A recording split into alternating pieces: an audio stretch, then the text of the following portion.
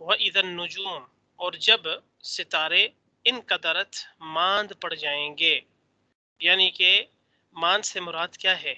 دھندلی چیز دیکھی ہے نا آپ نے کبھی کبھی آنکھوں کے ہاں سامنے جی، چھائی ہو اور دور سے کوئی چیز نظر آ رہی ہو جیسے روشنی ہوتی ہے اور بالکل مدھم سی ہوتی ہے، تو اس کو کہا گیا ہے کہ جب ستاروں کو ماند کر دیا جائے گا، یعنی وہ ماند پڑ جائیں گے، یعنی ان کی روشنی بالکل دکھنے کے قابل بھی نہیں رہے گی. ٹھیک ہے، آسان الفاظ میں یہ ہے کہ تارے جو ہے وہ میلے ہو جائیں گے. ٹھیک ہے، یہ قیامت کا منظر اللہ تعالیٰ بیان فرما رہے ہیں یہاں پر.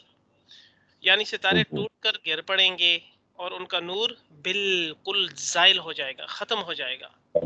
آگے اللہ تعالیٰ فرما رہے ہیں کہ وَإِذَا الْجِبَالُ، یہ تو ایک سورج ہے، پھر اس کے ساتھ آفتاب ہے، چاند ہے، پھر اللہ تعالیٰ آگے ستاروں کا بتا رہے ہیں کہ ستاروں کو بھی ختم کر دیا جائے گا. پھر اللہ تعالیٰ آگے فرما رہے ہیں کہ زمین کی طرف بھی تو دیکھو کہ زمین کا کیا حال ہوگا. وَإِذَا الْجِبَالُ سُجِّرَتْ، اور جب پہاڑ کیا کر دیے جائیں گے؟ چلائے جائیں گے. چلانے سے مراد کیا ہے؟ یعنی پہاڑوں کو ایسے چلایا جائے گا. ویسے تو پہاڑوں کو چلانا مشکل ہے زندگی میں، آج تک کوئی بھی قوت نہیں چلا سکی ہے، لیکن اس سے مراد تشبیہ یہ ہے کہ اللہ تعالیٰ ہواؤں کو حکم دیں گے، ہوائیں اتنے زور سے چلیں گی کہ اس سے جو زمین پر نظر آنے والے پہاڑ ہیں وہ ہوا میں اڑنے لگیں گے. اس کا مراد ہے چلنا. ٹھیک ہے جی. وَإِذَا الْجِبَالُ سُيِّرَتْ، اور پہاڑ چلائے جائیں گے، یعنی ہوا میں اڑتے پھریں گے وہ پہاڑ. ٹھیک ہو گیا. آگے ہے وَإِذَا الْعِشَارُ عُطِّلَتْ، اور جب عشارو 10 ماہ کی گابن اونٹنیاں عطلت چھٹی پھریں. سمجھ گئے؟ یعنی کہ اونٹ عرب کا بہترین مال ہے. یہاں پہ لکھے نا 10 ماہ کی گابن پریگننٹ اونٹنیاں. ٹھیک ہے، عطلت چھٹی پھریں. اس سے مراد یہ ہے کہ اونٹ عرب کا بہترین مال ہے. آج بھی اونٹ عرب کا بہترین مال ہے. ان کی بڑی بڑی دعوتیں ہوں، یہ چھوٹی چھوٹی دعوتیں ہوں. ہمارے ہاں تو مرغی لیتے ہوئے نا آج کل بڑا وہ ہم 10 بار سوچتے ہیں نا کہ یا مرغی لیں یا نہ لیں، ریٹ کیا تھی کل، آج کیا ہے. ٹھیک ہے، اب مارکیٹ جانا ہے، پیٹرول بھی لگانا ہے، یعنی 1000 چیزیں سوچ کے نا پھر ہم مرغی لینے جاتے. عرب کے اندر آج بھی عرب کے اندر اس مال کو بہترین سمجھا جاتا ہے. اس زمانے میں بھی اونٹ سیوا کیے جاتے تھے اور اس زمانے میں بھی آئی دعوتوں میں اونٹ سیوا کیے جاتے ہیں. ٹھیک ہے، سخاوت کے معاملے میں عرب آج بھی بہت آگے ہیں، اور اللہ کے نبی کے دور میں اور اس سے پہلے بھی سخاوت میں زمانہ جاہلیت میں بڑے سخی تھے یہ لوگ. تو اونٹ عرب کا بہترین مال ہے، اور 10 مہینے کی پریگننٹ اونٹنی جو بیانے کے قریب ہو، دودھ اور بچہ کی توقع پر بہت زیادہ عزیز ہوتی ہے. ٹھیک ہے، یعنی کہ جو 10 ماہ کی گابن اونٹنی ہوتی ہے تو اس کے دودھ پر، اس کی بچے کی توقع پر وہ اتنی زیادہ عزیز ہوتی ہے کہ اس کی قیمت بھی حد سے زیادہ ہوتی ہے. لیکن قیامت کے ہولناک زلزلے کے وقت ایسے نفیس اور عزیز مال کو کوئی بھی نہیں پوچھے گا. نہ مالک کو اتنا ہوش ہوگا کہ ایسے بڑی اعمال کی خبر گیری کرے. باقی یہ کہنا کہ ریل نکل جانے کی وجہ سے اونٹنیاں بیکار ہو جائیں گی، محض کیا ہے، یہ ظرافت ہے. مراد اس کی یہ ہے کہ اس زمانے میں عرب کے پاس جو 10 مہینے کی پریگننٹ اونٹنی ہوتی تھی اس کی خدمت خاطر حد سے زیادہ کی جاتی تھی. اس کی وجہ یہ تھی کہ یہ دودھ بھی زیادہ دے گی اور بچہ بھی دے گی. اس کی قیمت بھی بہت زیادہ مہنگی ہوتی تھی، اور اگر بیچتے نہیں تھے تو دودھ اور بچے کی وجہ سے اس کی خدمت حد سے زیادہ کرتے تھے. ان کی بڑی ہی اہمیت ہوتی تھی. لیکن اللہ تعالیٰ فرما رہے ہیں کہ قیامت کے روز ایسی اونٹنیوں کو بھی لوگ چھوڑ کر بھاگ جائیں گے. یعنی کہ جب سورج جو ہے وہ بے نور ہوگا، چاند جو ستارے جو ہیں وہ بے نور ہوں گے، پہاڑ ہوا میں اڑنے لگیں گے، تو ایسے حالات میں مجھے بتائیں کہ کیسے جو ہے وہ انسان اس اونٹنی کی خبر لے گا. اس کو تو خود اپنی فکر پڑی ہوگی. آگے ہے وَإِذَا الْوُحُوشُ حُشِرَتْ، اور جب وحشی جانور میں چیتا ہے، وحشی جانور میں شیر ہے. آپ کو پتہ ہے جس چیز میں پنجہ ڈالتے ہیں تو پھر چیر پھاڑ کے چھوڑتے ہیں. تو فرمایا کہ وَإِذَا الْوُحُوشُ، اور جب وحشی جانور حشرت اکٹھے کیے جائیں گے. اللہ تعالیٰ فرما رہے ہیں کہ یہ سارے کے سارے وحشی جانور جب اکٹھے کیے جائیں گے اور جب جنگل کے جانوروں میں رول پڑ جائے. اس سے مراد یہ ہے کہ یعنی جنگل کے وحشی جانور جو آدمی کے سایہ سے بھاگتے ہیں مضطرب ہو کر شہر میں آ گھسیں اور پالتو جانوروں میں مل جائیں، جیسا کہ اکثر خوف کے وقت دیکھا گیا ہے. ابھی چند سال ہوئے گنگا جمنا میں سیلاب آیا تھا، تو لوگوں نے دیکھا کہ ایک چھپر بہتا جا رہا ہے، اس پر آدمی بھی ہیں اور سانپ وغیرہ بھی لپٹ رہے ہیں. ایک دوسرے سے کچھ فرق نہیں ان کو، نفسی نفسی پڑی ہوئی ہے. بلکہ زیادہ سردی کے زمانے میں بعض درندے جنگل سے شہر میں گھس آتے ہیں. اور بعض مفسرین نے خشرت کے معنی مارنے کے اور بعض مفسرین نے مار کر اٹھانے کے لیے لکھے ہیں خشرت کا مطلب. ٹھیک ہے، تو کہنے کا مطلب یہ ہے کہ جب قیامت کا زمانہ ہوگا اور یہ قیامت برپا ہونے لگے گی تو جانور بھی بھول جائیں گے، جانور بھی انسانوں کے ساتھ کھڑے ہو جائیں گے، انسان جانوروں کے ساتھ، وحشی جانوروں کے ساتھ. جانوروں کو یہ خوف یہ نہیں ہوگا کہ میں اس کو چیر پھاڑ کے کھا لوں، اور انسانوں کو یہ خوف نہیں ہوگا کہ یہ ہمیں چیر پھاڑ کے کھائیں گے. ٹھیک ہے، بلکہ قیامت کا خوف ہوگا تو اس میں جانوروں کو بھی پتہ چلے گا کہ یہ قیامت ہے. حالانکہ ان کے سامنے تو آج تک کسی نے حدیث یا قرآن کی آیت نہیں پڑھی ہے، لیکن قیامت کا ان کو بھی پتہ ہے اللہ کی طرف سے. آگے ہے وَإِذَا الْبِحَارُ سُجِّرَتْ.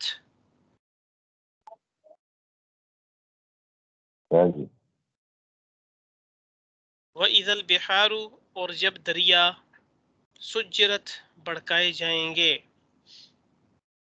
اب بڑکانے سے برا جھونکنا بھی ہے کہ دریاؤں کو جھونکا دیا جائے گا، یعنی سمندروں کا پانی گرم ہو کر دھواں اور آگ بن جائے جو نہایت گرم ہو کر محشر میں کافروں کو دکھ پہنچائے اور تندور کی طرح، یہ جو تندور ہوتا ہے اس کی طرح ابلنے لگ جائے. تو اللہ تعالیٰ فرما رہے ہیں کہ یہ سمندروں کا پانی جو ہے یہ کیا ہوگا، گرم ہو کر دھواں بن جائے گا اور آگ بن جائے گا جو کہ قیامت کے دن محشر کے میدان میں کافروں کو وہ دکھ پہنچائے گا. ٹھیک ہو گیا. آگے ہے وَإِذَا النُّفُوسُ زُوِّجَتْ، اور نفوس جانوں کو کہا جاتا ہے، انسانوں کو کہا جاتا ہے. وَإِذَا النُّفُوسُ، اور جب جانیں زُوِّجَتْ جوڑے باندھے جائیں، یعنی کہ جب جیون کے جوڑے باندھے جائیں. اس سے مراد ابھی سمجھیں آپ، یعنی کافر کافر کے اور مسلمان مسلمان کے ساتھ، پھر ہر قسم کا نیک یا بد عمل کرنے والا اپنے جیسے عمل کرنے والوں کے ساتھ جوڑ دیا جائے، اور عقائد، اعمال، اخلاق وغیرہ کے اعتبار سے الگ جماعتیں بنا دی جائیں.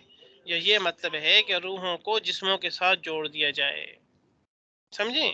وَإِذَا الْوُحُوشُ حُشِرَتْ وَإِذَا الْبِحَارُ سُجِّرَتْ کے بعد کیا ہے؟ وَإِذَا النُّفُوسُ زُوِّجَتْ، یعنی کہ کافروں کو کافروں کے ساتھ جوڑا بنایا جائے گا اور مسلمانوں کا مسلمانوں کے ساتھ جوڑا بنایا جائے گا، اور پھر ہر قسم کے نیک عمل کرنے والوں کا نیک عمل کرنے والوں کے ساتھ جوڑا بنایا جائے گا، اور بد عمل کرنے والوں کا بد عمل کرنے والوں کے ساتھ جوڑا بنایا جائے گا. اور پھر جس کے جیسا عقیدہ ہوگا اس کو ویسے ہی عقیدے والے کے ساتھ، اور جس کے جیسے اعمال ہوں گے اس کو ویسے اعمال والے کے ساتھ، جس کے جیسے اخلاق ہوں گے دنیا میں قیامت کے دن اس کو اسی اخلاق والے کے ساتھ جماعت بنا کر کھڑا کر دیا جائے گا. یہ دوسرا مطلب یہ بھی ہے کہ روح جو انسان کی نکلی ہوئی ہے قیامت کے روز اللہ تعالیٰ ان روحوں کو جسموں کے ساتھ جوڑ دیں گے. ٹھیک ہے، یہ دو معنی بھی ہو سکتے ہیں وَإِذَا النُّفُوسُ زُوِّجَتْ کے جسم جانوں کو جوڑا بنایا جائے گا. ٹھیک ہے. آگے ہے وَإِذَا الْمَوْءُودَةُ سُئِلَتْ، اور جب الموعودۃ زندہ گاڑی ہوئی لڑکی، سئلت اس سے پوچھا جائے گا. یعنی زمانے جاہلیت میں جب اولاد پیدا ہوتی تھی تو اس میں جب بچہ پیدا ہوتا تھا تو اس کے اوپر فخر کیا جاتا تھا کہ اس سے ہمارا حسب نسب بڑھے گا. ٹھیک ہے.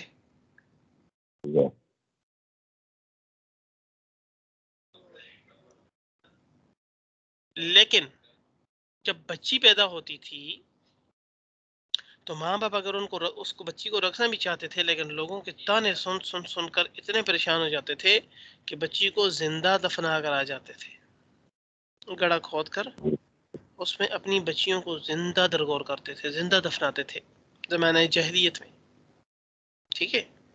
تو بچیوں کو وہ زندہ مار دیتے تھے، اور بیٹا ہوتا تو اس کے اوپر خوشی مناتے تھے۔ تو اللہ تعالیٰ فرما رہے ہیں کہ یہ جو زمانہ جاہلیت میں جو دفنائی گئی لڑکیاں ہیں، کل قیامت کے دن اللہ تعالیٰ ان سے بھی سوال کریں گے، بِأَيِّ ذَنبٍ قُتِلَتْ، کس گناہ کی وجہ سے تمہیں مارا گیا تھا۔ اللہ تعالیٰ ان سے پوچھیں گے کہ بتاؤ تمہیں کس گناہ کی وجہ سے مارا گیا ہے۔ عرب میں رسم تھی کہ باپ اپنی بیٹی کو نہایت سنگدلی اور بے رحمی سے زندہ زمین میں گاڑ دیتا تھا۔ بعض حضرات تو تنگ دستی اور شادی بیاہ کے اخراجات کے خوف سے یہ کام کرتے تھے کہ اپنی بچیوں کو زندہ دفنا دیتے تھے، اور بعض کو یہ عار تھی کہ ہم اپنی بیٹی کسی کو دیں گے وہ ہمارا داماد کہلائے گا، اس بات پہ بھی وہ دفنا دیتے تھے اپنی بچیوں کو۔ قرآن نے آگاہ کیا کہ ان مظلوم بچیوں کی نسبت بھی سوال ہوگا کہ کس گناہ پر اس کو قتل کیا گیا تھا۔ یہ مت سمجھنا کہ ہماری اولاد ہے، اس میں ہم جو چاہیں تصرف کریں، بلکہ اولاد ہونے کی وجہ سے جرم اور زیادہ سنگین ہو جاتا ہے۔ اولاد ہونے کی وجہ سے جرم زیادہ سنگین ہو جاتے ہیں، بات کو سمجھیں۔ 2-3 وجہ تھیں جن وجہ سے یہ لوگ دفناتے تھے۔ ایک تو وجہ یہ تھی کہ تنگ دستی کی وجہ سے، غربت بہت تھی، جسے آج کل کے زمانے میں بھی ہے۔ بالا کوٹ کا نام آپ نے سنا ہوگا، وہاں پر پچھلے سال کی بات ہے، 2 پل ہے وہاں پہ، ایک پکا پل ہے اور ایک لکڑی والا پل ہے، اور سامنے آگے مسجد ہے، نیچے دریا بہتا ہے، ادھر بھی مارکیٹ ہے ادھر بھی مارکیٹ ہے۔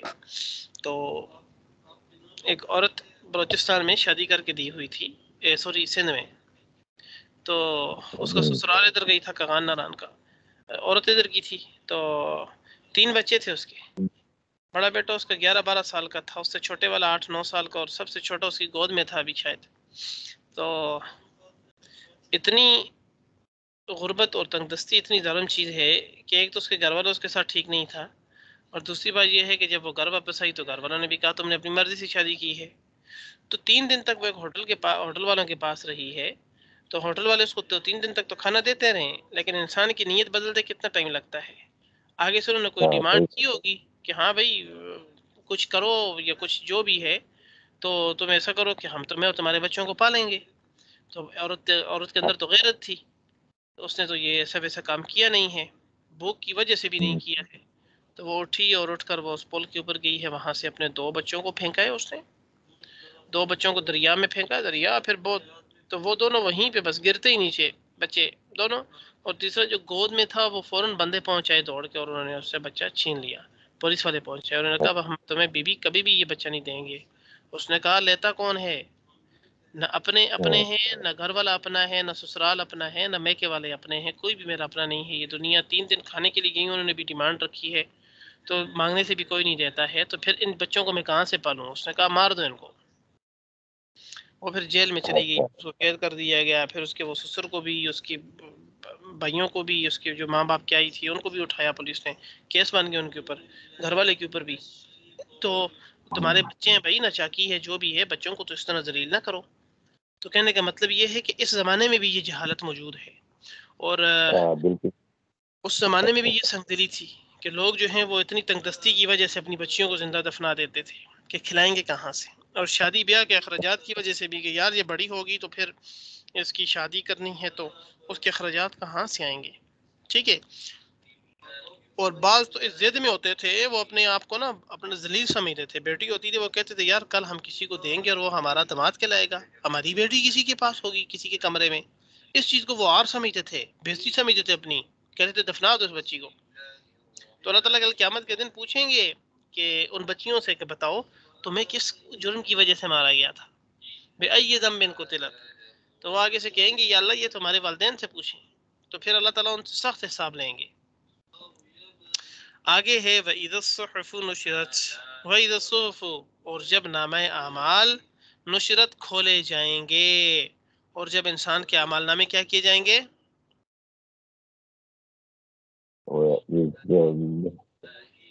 کھولے جائیں گے، نشرت نشر کیے جائیں گے۔ کہتے ہیں نا کہ یہ نشریات لاہور سے ہیں، وہ کیا ریڈیو پاکستان سے، تو یہ نشر کیا جا رہا ہے، تو یہ وہی نشر ہے نا، نشر سے مطلب کھولنا، پھیلانا۔ وَإِذَا السَّمَاءُ كُشِطَتْ، اور فرمایا کہ اور جب آسمان کھال کھینچ لی جائے گی، کشتت کھال کھینچ لی جائے، اور جب آسمان کا پوست اتار لیا جائے گا، جیسے جانور کا ذبح کرنے کے بعد اس کے اوپر سے اس کی کھال اتار لی جاتی ہے نا، اس سے ہاں تمام جی جسم کے اعضاء اور رگیں اور ریشے ظاہر ہو جاتے ہیں، اسی طرح آسمان کے کھل جانے سے اس کے اوپر کی چیزیں نظر آئیں گی اور غموں کا نزول ہوگا انسان کے اوپر، جس کا ذکر 19ویں پارہ میں آیت میں ایک وَيَوْمَ تَشَقَّقُ السَّمَاءُ بِالْغَمَامِ کہ جو آسمان ہے اس کو چیر پھاڑ دیا جائے گا، بالکل پرزے پرزے ہو جائے گا، اور اس کے پیچھے کا نظر آنا شروع ہو جائے گا انسان کو، ٹھیک ہے؟ تو قیامت کے روز اللہ تعالیٰ کہہ رہے ہیں کہ وَإِذَا السَّمَاءُ كُشِطَتْ، اور جب آسمان کی کھال کھینچ لی جائے گی، تو جیسے جانور کی کھال کھینچتے نیچے ہر چیز نظر آتی ہے، اسی جب آسمان کو توڑ دیا جائے گا تو پیچھے کا نظر آئے گا اور انسان کے اوپر غموں کا نزول ہوگا، انسان غموں میں مبتلا ہو جائے گا، ہائے یہ کیا ہے، اس کے پیچھے کے منظر کیا ہیں، ٹھیک ہے؟ آگے ہے وَإِذَا الْجَحِيمُ سُعِّرَتْ، اور جب جہنم بڑکائی جائے گی، وَإِذَا الْجَحِيمُ سُعِّرَتْ کا مطلب کیا ہے؟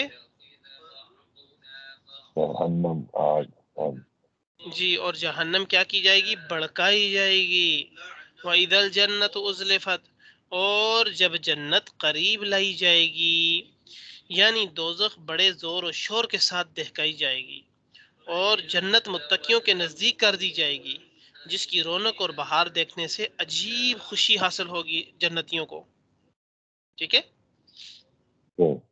آگے ہے علمت نفس ما احضرت، جان لے گا، علمت جان لے گا، نفس ہر شخص، ما احضرت جو کچھ وہ لایا، یعنی دنیا سے وہ جو کچھ آج قیامت کے دن لایا ہے، ہر شخص اس چیز کو جان لے گا، یعنی ہر ایک کو پتہ لگ جائے گا کہ نیکی یا بدی کا کیا سرمایہ لے کر حاضر ہوا ہے آج اللہ کے سامنے۔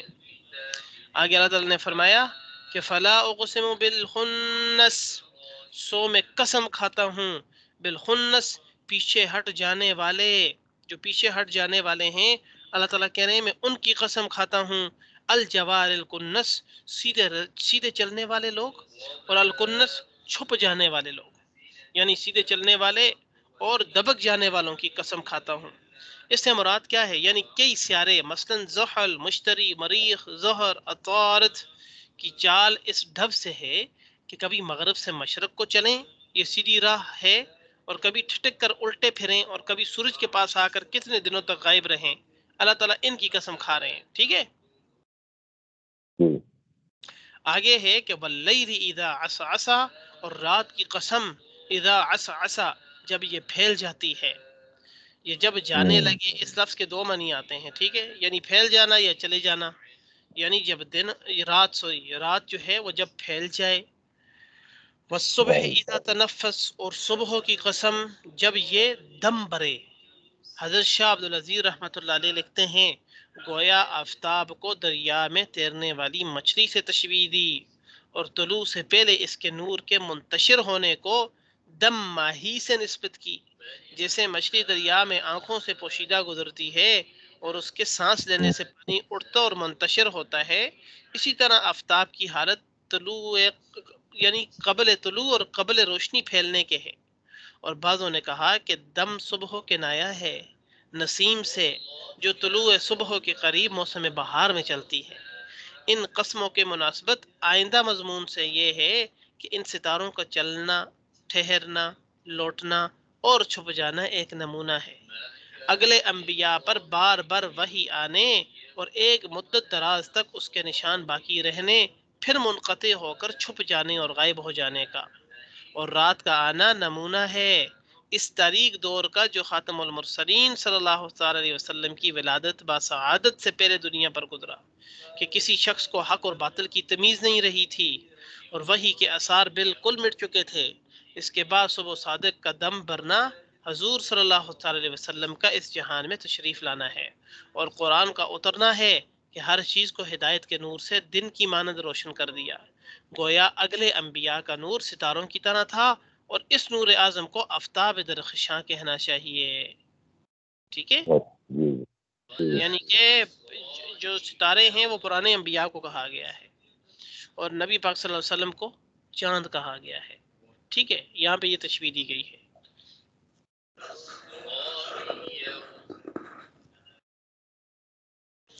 آگے ہے انہو لقول رسول کریم، بے شک یہ کلام قاصد، رسول قاصد، عزت والا، کریم کیا ہے یعنی مقرر یہ کہا ہے ایک بھیجے ہوئے عزت والے کا ہے. یہ کلام کس کا ہے؟ ایک بھیجے ہوئے عزت والے کا ہے. ذی قوت عند ذی العرش مکین، قوت والا، ذی قوت کا مطلب کیا ہے؟ قوت والا، عند نزدیک، کس کے نزدیک؟ ذی العرش، عرش کے مالک، مکین بلند مرتبے والے، یعنی قوت والا، عرش کے مالک کے پاس درجہ پانے والا یہ رسول ہے. یہ کوئی عام رسول نہیں ہے. ٹھیک ہے. مطاع ثم امین، سب کا معنی ہوا مطاع، سب کا معنی ہوا ثم امین، وہاں کا امانت دار ہے. یہ حضرت جبرائیل علیہ السلام کی صفات بیان ہوئی ہیں. یہ جو صفات بیان ہوئی ہیں یہ کس کی بیان ہوئی ہیں؟ حضرت جبرائیل علیہ السلام کی. مطلب یہ ہے کہ قرآن کریم جو اللہ کے پاس سے ہم تک پہنچا، اس میں دو واسطے ہیں، ایک وحی لانے والا فرشتہ جبرائیل، اور دوسرا پیغمبر عربی صلی اللہ علیہ وسلم. دونوں کی صفات وہ ہیں جن کے معلوم ہونے کے بعد کسی طرح کا شک و شبہ قرآن کے سچے ہونے اور منزل من اللہ ہونے میں نہیں رہتا. کسی روایت کی صحت تسلیم کرنے کے لیے اعلیٰ سے اعلیٰ راوی وہ ہوتا ہے جو اعلیٰ درجے کا عادل، ضابط، حافظ اور ایماندار ہو. جس سے روایت کرے اس کے پاس حرمت کے ساتھ رہتا ہو. بڑے بڑے معتبر ثقات اس کی ایمانت وغیرہ پر اعتماد کلی رکھتے ہوں. یعنی آسان الفاظ میں یہ ہے نا کہ جو قرآن مجید کو جھوٹا ہم کہہ ہی نہیں سکتے ہیں. اس کی وجہ یہ ہے کہ حضرت جبرائیل علیہ السلام انتہائی ایمانت دار تھے،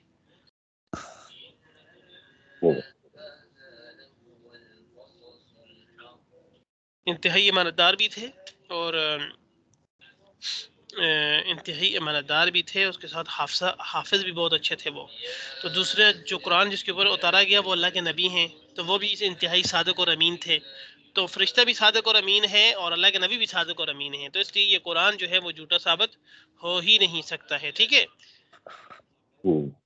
وما صاحبکم بمجنون، یہ ہے وما صاحبکم بمجنون، وما اور نہیں، صاحبکم تمہارا رفیق یعنی تمہارا دوست، بمجنون دیوانہ، اور یہ تمہارا رفیق کچھ دیوانہ نہیں ہے.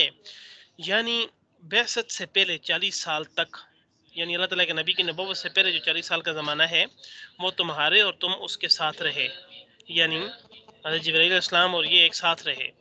اتنی طویل مدت تک اس کے تمام کھلے چھپے احوال کا تجربہ کیا. ٹھیک ہے. تجربہ کیا، کبھی ایک مرتبہ اس میں جھوٹ، فریب یا دیوانہ پن کی بات نہیں دیکھی. ہمیشہ اس کے اللہ کے نبی کے سچے ہونے اور امانت دار ہونے اور عقل و دنائی کے معترف رہے. اب بلا وجہ اسے جھوٹا یا دیوانہ کیوں کر کہہ سکتے ہیں؟ کیا یہ وہی تمہارا رفیق نہیں ہے جس کے رتی رتی احوال کا تم پہلے سے تجربہ رکھتے ہو؟ اب اس کو دیوانہ کہنا دیوانگی کے بجز دیوانگی کی کچھ بھی نہیں ہے. یعنی یہ جو دنیا کے لوگ تھے یہ کیا کرتے تھے، جب نبوت آئی تو یہ کیا کرنے لگے، یہ کہنے لگے کہ یہ تو دیوانہ ہے، یہ تو پاگل ہے، یہ تو مجنون ہے، یہ تو جادوگر ہے. تو اللہ تعالیٰ نے فرمایا کہ نبوت سے پہلے تو تم لوگ ساتھ رہے ہو، تم لوگوں نے کبھی اس میں چوری نہیں دیکھی، کبھی جھوٹ نہیں دیکھا، کبھی غلط بات نہیں دیکھی ہے. ٹھیک ہے، کبھی غلط بات نہیں دیکھی ہے. تو پھر آج جب نبوت ملی تو تم اس کو جھوٹا کیوں کہہ رہے ہو؟ تو اللہ تعالیٰ فرمانا ہے کہ یہ جھوٹا نہیں ہے. ٹھیک ہے، ٹھیک ہو گیا. ہیلو، ہاں جی ہاں جی آواز آ رہی ہے. جی جی، یہاں تک کافی ہے.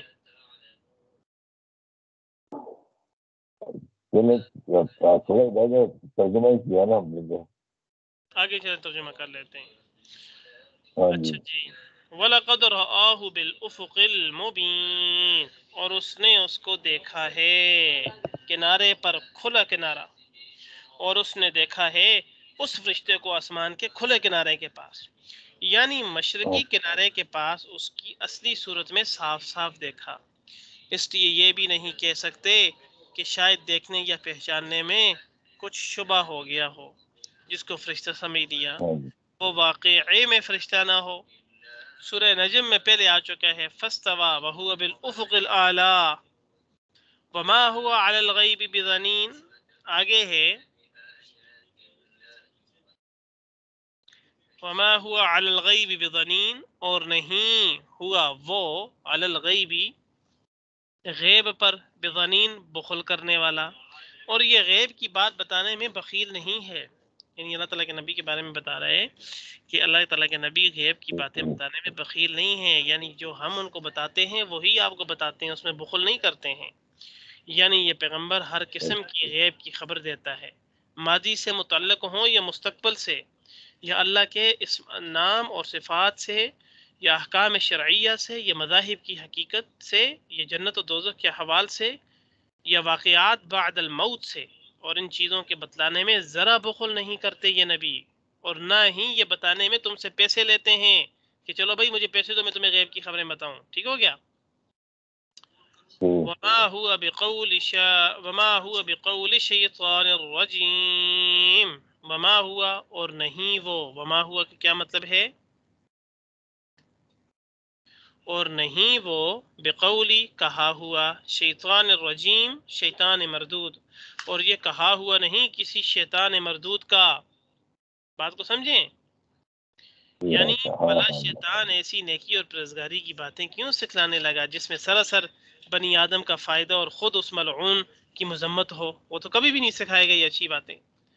فَأَيْنَ تَذْهَبُونَ، پھر کدھر تم لوگ جا رہے ہو، یعنی جب جھوٹ دیوانگی وغیرہ کے سب احتمال مرفوع ہوئے تو بجز صدق کے حق کے اور کیا باقی رہا، پھر اس روشن اور صاف راستے کو چھوڑ کر کدھر بہہ کے جا رہے ہو تم لوگ۔ ان ہوا الا ذکر للعالمین، نہیں ہے وہ مگر نصیحت تمام جہانوں کے انسانوں کے لیے، یہ تو ایک نصیحت ہے جہاں بر کے لوگوں کے لیے، ٹھیک ہے، یہ قرآن جو ہے یہ کیا ہے، یہ نصیحت ہے۔ لمن شاء منکم ان یستقیم، جو چاہے تم میں سے، ان یستقیم وہ سیدھے رستے پر چلے، اور جو چاہے تو وہ نہ چلے۔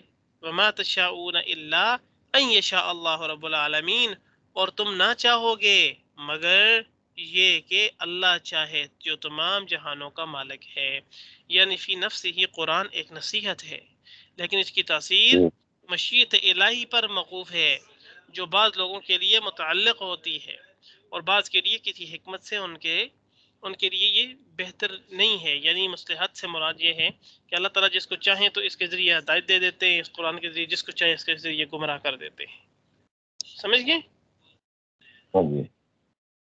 تو بس یہ یہاں تک تھا، انشاءاللہ پھر آگے کل کون سی سورہ ہے؟ سورہ عبس ہے، انشاءاللہ کل ہم سورہ عبس سے پڑھیں گے، ٹھیک ہے، پھر السلام علیکم ورحمۃ اللہ وبرکاتہ۔